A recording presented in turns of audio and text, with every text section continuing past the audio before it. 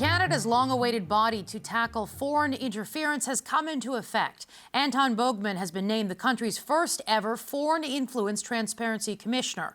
He will be responsible for managing and maintaining the public registry, enforcing compliance and issuing penalties, and providing public guidance and referring criminal threats to security agencies like CSIS or the RCMP.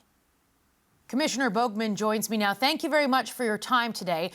The office is now up and running. Have you had any outreach with anyone registering yet? Yeah, we actually had one registration come into the office on our first day on the 4th.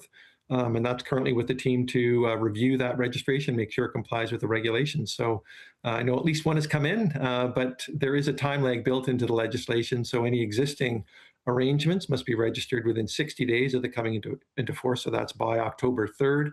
And then any new arrangements that start after the coming into force, there's 14 days within which those need to be registered. Can you tell us anything about the first one? Other than it is from, I believe, a civil society organization that is working with a foreign principal, but I don't have the details on that now. Okay. One thing that you had mentioned in some of your interviews leading up to this moment is that you had not been briefed yet by Canada's national security agencies. Have you had any briefings yet, and have you learned anything about sort of the state of what you'll be dealing with? Yeah, so those are still in the progress of getting set up. You need to go to a secure location, and getting one of those away from Ottawa is proving just a little bit challenging, but that will happen in the very near future. Okay. Now, there may be some confusion among Canadians about what exactly your office does and what your office does not do. From your perspective, what do you see as the priority for you in this role? Yeah, so the mandate of the office, and with the new legislation that comes in, it establishes the new office. It establishes myself as commissioner, and really a public registry of foreign influence activities. So my role is to administer the new statute, to maintain the registry, to make sure that the information in the registry is made publicly available to Canadians, as well to monitor compliance and enforce compliance when necessary. Now, you told our colleagues here at CBC that, your office will not be solving foreign interference. Of course, it is something that has been front and center for Canadians with the concerns that have been reported on over the past couple of years. Can you sort of explain why that's not what your office is going to be focusing on? Yeah, so maybe just to reinforce that my office and the new transparency legislation, the Foreign Influence Transparency and Accountability Act, it's really about ensuring transparency for these influence activities carried out on behalf of foreign principals that are targeting our political and government processes. So it's an important new tool. It's a tool that wasn't there previously, and is definitely part of the solution, but part of the solution alongside the other work that the other agencies are doing, the other national security agencies, Department, the Ministry of Public Safety, RCMP, CSIS, CSE, the Rapid Response Mechanism, and those that were working within their own mandates to address those aspects of foreign interference that are not part of mine. So, talking about the illegal activities, the coercive activities, things like transnational repression, cyber attacks, those sorts of things. They're outside of our mandate. Our mandate is just on making transparent the foreign influence activities that are targeting our political and governmental processes. Do you think it would be helpful at any point if perhaps your mandate were expanded to include some of those things that you just mentioned there, some of those things that are deep concerns for Canadians?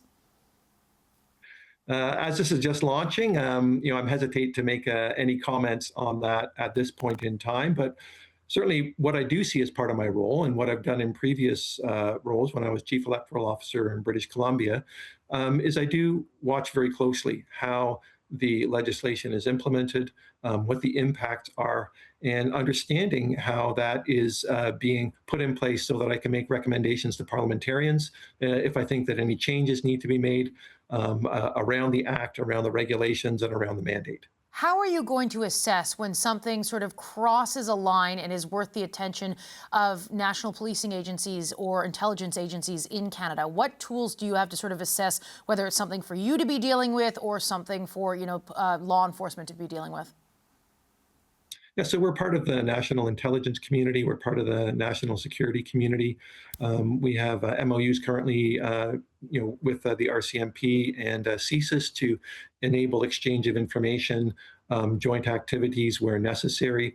And we as well have an internal capacity within the organization, to be monitoring what is taking place in the environment.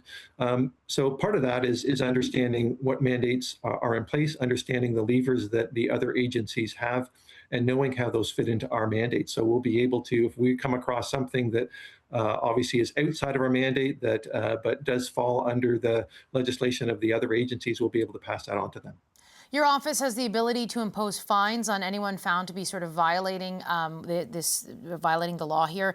Do you think that there needs to be more teeth here from your purview? Should it go beyond fines? I'm not quite sure what it would, but is there something that you think that perhaps to send a message to ensure compliance, is there something further that could be done?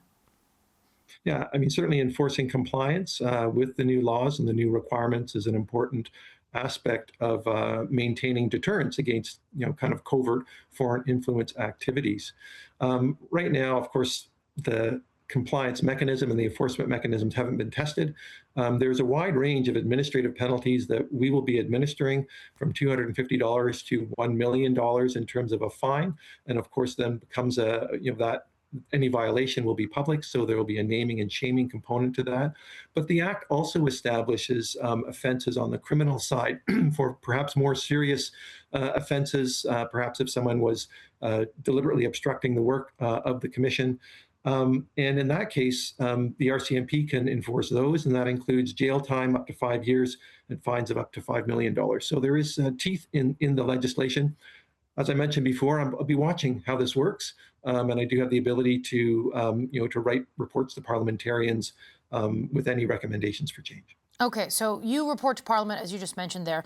1 year from now, if you were to sit here and have a conversation about how the first year has gone, what are the benchmarks? What does success look like to you 1 year from now?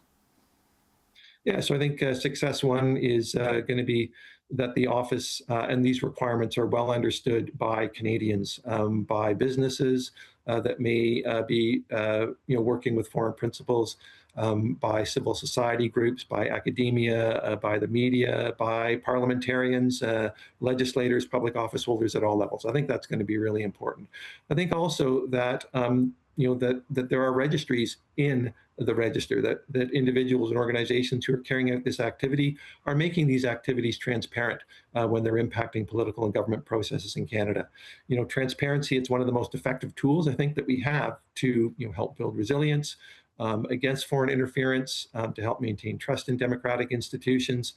And with this new registry adding an additional new tool to the mix, seeing it working in place, I think is going to be an important accountability measure. All right, thank you very much for your time today, Commissioner. Anton Boegman is Canada's Foreign Influence Transparency Commissioner. Thank you so much.